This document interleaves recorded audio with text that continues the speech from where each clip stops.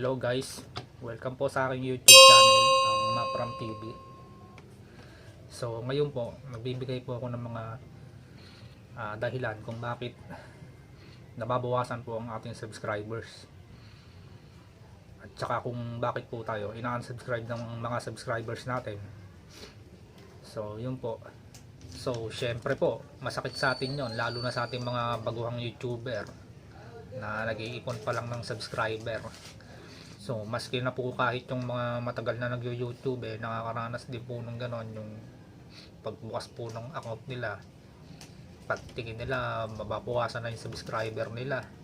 Gusto ko pong magbigay ng ideya para sa mga baguhan na YouTubers, tulad ko, bago lang din po ako, para maging aware po tayo sa mga nangyayari about sa ating channel, sa mga nagsasubscribe and unsubscribe. So bago po ako mag-start ng aking topic, shout out ko muna si Kulot, lagi nanonood ng video ko. Then sa mga sa Resco family, kay Ate Dali, kay Kuya Archie, EJ, kay Nanay, pagaling ka na po. Then sa mga kasama kong dicer na nagbablog na rin, panoorin nyo to, makakuha kayo ng tips dito. So yun. So, eto na po ang aking intro, guys.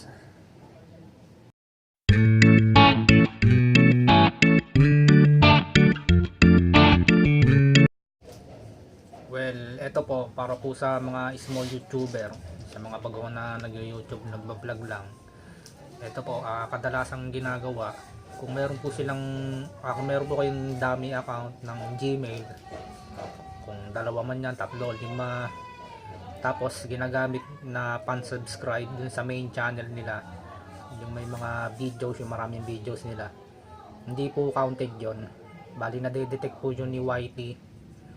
Nangyari na po sa akin yung gantong sitwasyon.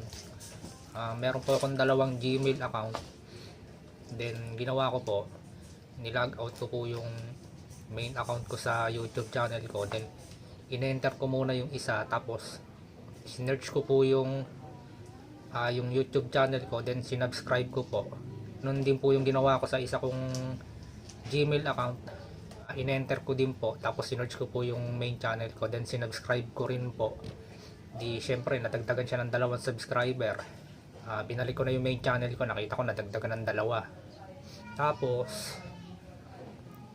siguro mga 3 oras, mga ganon, pag open ko ulit ng YouTube account ko, nabawasan siya ng 2. Pero tanda ko yung number ng subscriber ko, tinitignan ko muna kung ilan siya, tapos kung ilan yung madadagdag. Pagtingin ko nabawasan ng 2. So yung pala yon, dahil sa kakasaliksi ko din sa ibang tutorial, yon nalaman ko na ganun pa pala, na kapag gumamit ka ng ibang Gmail account na pinang-subscribe mo, madidetect ni YouTube yon, tatanggalin niya yon.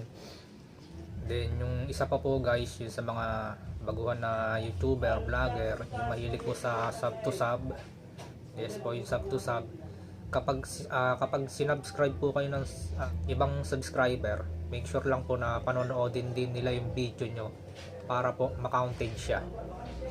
Kasi po pag hindi po pinanood yung video nyo, sinubscribe lang po kayo, hindi po siya counted. So hindi po siya inaalaw ng YouTube.